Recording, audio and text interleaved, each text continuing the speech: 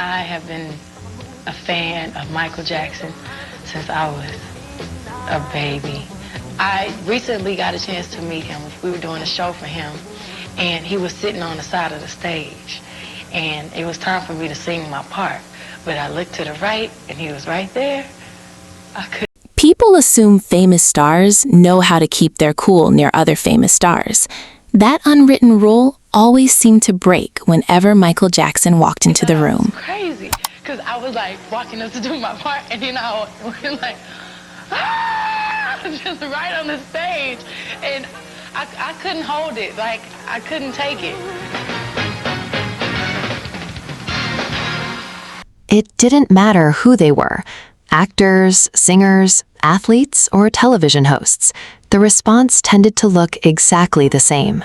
Doing this because we're giving back. I'm very honored. I can't believe I'm doing this. Yes. Thank you very much for giving me this opportunity. The moment Rihanna spotted Michael Jackson backstage at an award show, she looked totally thrown off. For a few seconds, all she managed was a smile and a stare, almost as if she needed proof he was actually standing there. It became a rare instance where one of music's brightest rising stars suddenly looked like a devoted fan meeting her idol. Without saying much at all, her reaction showed that seeing Michael in person was something she never truly expected to happen. ステージを降りたマイケルは颯爽と楽屋へ戻り、その直後、マイケルに招待されたリアーナが彼の楽屋へ訪れた。The encounter had ended, but the excitement was far from over. The moment they stepped backstage, the High School Musical cast couldn't stop talking about what had just taken place. They spoke over one another, repeating the same thing again and again, still struggling to believe they had truly met Michael Jackson. One cast member kept fixating on the fact that he'd actually shaken Michael's hand. It was the kind of moment that felt completely surreal. Nobody quite knew what to say. Mike first? Right there, just right there. You just met Michael Jackson. You just met Michael Jackson. Can you believe that? I gotta get this. I gotta get this. He's like freaking out.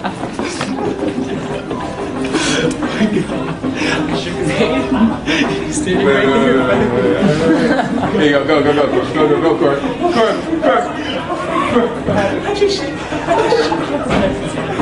You shook his hand too? I shook his hand, yep. You shook Michael's hand. Gloveless, too. It was amazing. It was pretty cool. Was it worth the wait? I mean, it was Michael Jackson, like standing right there in front of you. How many people can say that? That was crazy. Real nice guy. He was very soft-spoken. He was just, he said he's a big fan. I guess you're ahead of the game. He said, good song. And he shook my hand. I was like, wow. That's good. Wow. Say sponsor my help. That's pretty Man. Will Smith's experience unfolded in a totally different manner. As security hurried people through the venue, he was quickly pushed into a small utility closet to get him away from the crowd. Moments later, the door swung open once more, and in walked Michael Jackson. All at once, it was just the two of them. No cameras, no one else in sight.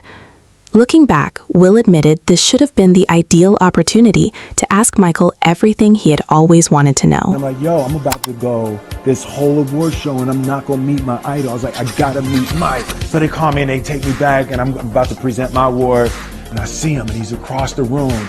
And I was like, a path. And I was like, oh, I'm about to meet Mike. And then all of a sudden you see the crowd start to go into a little bit of a frenzy. And my security comes over and they grab me like, we gotta move. And I'm like, no, I gotta meet Mike. They were like, sir, we gotta move now. I was like, what happened? He said, Suge Knight happened. and they grab me and they take me and they run me across the room and I'm looking, I can't see them. People are scurrying around down this hall and go around. I have no idea where we are. And he opens this door and shoves me into like this dirty ass utility closet. It's like... The moment didn't last long at all. Within seconds, the door burst open again as security hurried back to move Michael through the crowd. Before walking off, Michael glanced at Will, smiled, and simply said he'd see him around. It was such a brief exchange, yet it stuck with Will long after that day.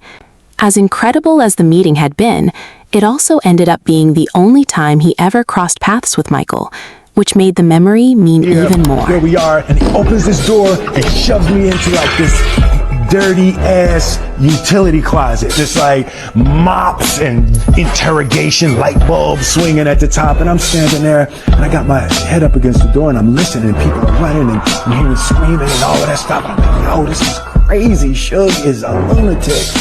He's still in jail, right? Because make sure Suge's still in jail if I'm gonna tell this story. I'm standing there and I got my head up against the door and I'm listening. People are running and I'm hearing screaming and all of that stuff. I'm listening, and all of a sudden. Meanwhile, Zac Efron was right in the middle of dinner when Kenny Ortega suddenly handed him the phone, saying Michael Jackson was on the line. At first, it barely felt real. The instant Zac realized who he was speaking to, he immediately began telling Michael how much he admired him. Before the conversation could go any further, Michael gently cut in, thanked him, and asked to speak with Kenny again. The call wrapped up so fast that Zac was left sitting there, wondering. Zac thought the moment had wrapped up. The phone rang once more. It was Michael, calling him back. Having just barely made it through the first conversation, he now found himself scrambling to gather his thoughts again. Whatever he thought Michael might say next, it was definitely not what came instead. Hola, y oí, hola, ¿quién habla? Y dije, yo soy Zac Efron y yo soy un gran admirador tuyo, soy actor y eres mi héroe y yo no sabía qué decir, yo creo que entré en una especie de shock y me quedé mudo y él me respondió. Michael simply said he was a fan of Zac's work. For a moment, Zac had no idea how to respond. Hearing that from someone he had admired for so many years threw him completely off guard. The exchange lasted only a few moments, but it was enough to leave Zac speechless and hand him a story he would keep telling for years. Justin Timberlake had long since established himself as one of pop music's biggest names. Yet, whenever Michael Jackson's name came up, he stopped sounding like a star and started sounding like an admirer. He spoke with pure reverence, referring to Michael as the king of pop, and freely admitting no one else compared. Even after all Justin had accomplished on his own, it was clear Michael remained the artist he admired most. I'm lucky enough to have memories actually physically with him on stage and off. And, but I think, it's a testament to how big of a deal it is, obviously, because, he's created so many cultural photos in people's minds with his music that he really was and always will be the king of pop. To create the things that he created with his music, it's really untouchable. It really is untouchable, and he opened the minds of the world. Yeah. And to be able to do that through one piece, one medium of art is a feat, not a Britney Spears never spoke about him like he was just another celebrity. Whenever Michael's name came up, she would smile, laugh at herself, and recall the small moments that had stuck with her, including the nickname he once gave her. Even after climbing to the top of the music world herself, she still talked about Michael with the excitement of someone who had met her childhood hero. It was clear those memories meant far more to her than an ordinary celebrity encounter. Before everything, and I just really respect his music. He's amazing. What I read about the fact that you're going to do a duet with Michael Jackson was it was going to be a duet with Michael Jackson and that it'll be out next year. It's not really a duet. I'm not really supposed to say, but the part I can say, he did phone me. And was it like your phone, did your own personal phone ring and you went, hello? Yes, it did. And I was like, hello? And I was like, hi, can I speak to Britney? I was like, this is her. Hi, this is Michael. I was like, Michael who? Michael Jackson? I was like, who is this? Who is this? I was such a dork. Britney also shared that she spent time with Michael outside the public eye, and those moments only deepened her admiration for him.